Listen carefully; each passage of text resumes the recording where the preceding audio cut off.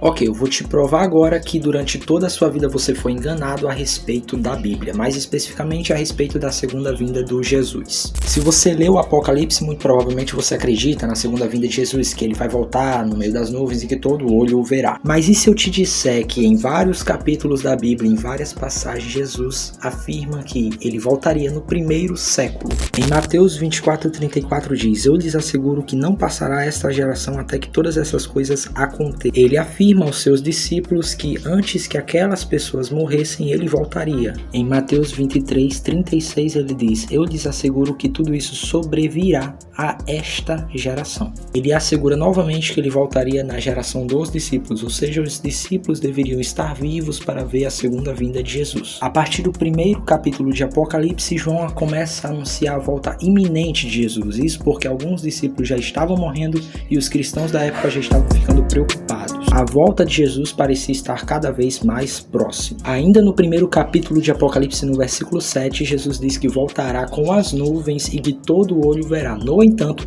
nesse mesmo versículo ele dá a data exata da volta dele. Acontece que ele disse que aqueles que o transpassaram também chegariam a ver. Esses que o transpassaram, ele se refere aos soldados romanos que feriram ele com uma lança no ato da crucificação, como é citado em João 19:34.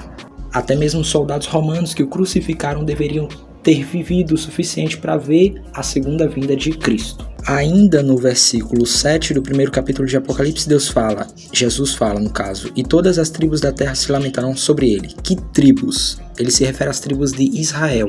A palavra que ele dirige aqui é somente a Israel, as tribos de Israel. Sem falar que os primeiros capítulos de Apocalipse se dirigiam apenas às 7 igrejas daquela época. Isso porque Jesus deveria ter voltado naquela geração e não na igreja dos dias de hoje. Essa mensagem não vale mais para essa geração.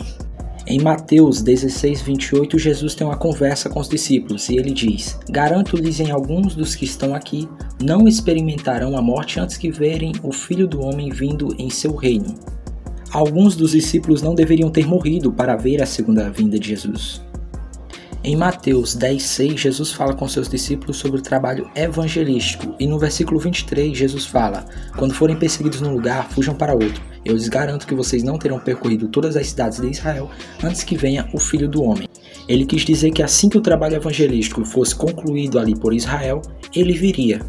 No entanto, segundo Paulo, o evangelho já foi pregado a toda criatura debaixo do céu, é o que diz em Colossenses 1:23. Diante de tudo isso, podemos concluir 3 coisas. A primeira é que Jesus Salvador não existiu, o Jesus mitológico mentiu e a Bíblia é um livro qualquer mentiroso que serve para fazer uma lavagem cerebral em um monte de gente.